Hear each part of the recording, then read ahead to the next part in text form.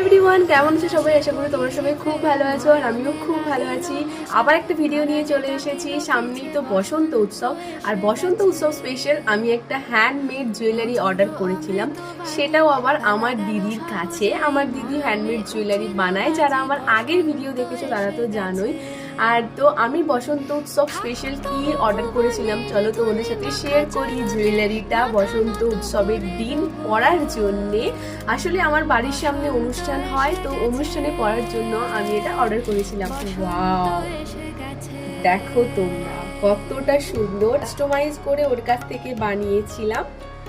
দেখো বসন্ত উৎসব এখানে লেখা রয়েছে, আর এই দুটো ফুল রয়েছে, ইয়েলো আর পিঙ্ক করবো, তাই এটা আমি এরকম ভাবে বানিয়েছি। এই হচ্ছে ইয়াররিংস দুটো, ভীষণ প্রিটি বানিয়েছে। আমি তোমাদেরকে একটু পরে দেখাই যে এটা কেমন লাগছে।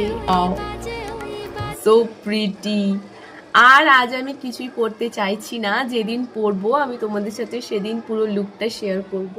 সো আমার এই প্রোডাক্টটা কেমন লেগেছে তোমরা অবশ্যই কমেন্টে জানিও। তোমরাও যদি এরকম কিছু হ্যান্ডমেড জুয়েলারি নিতে চাও তাহলে নিচের দেওয়া কন্ট্যাক্টে তোমরা কন্ট্যাক্ট করে নিও। হ্যান্ডমেড জুয়েলারি বানিয়ে দেয়, কাস্টমাইজ করে বানিয়ে দেয়। ভিডিওটা কেমন লাগলো জানিও, আর প্রোডাক্টটা কেমন লাগলো জানিও। টাটা।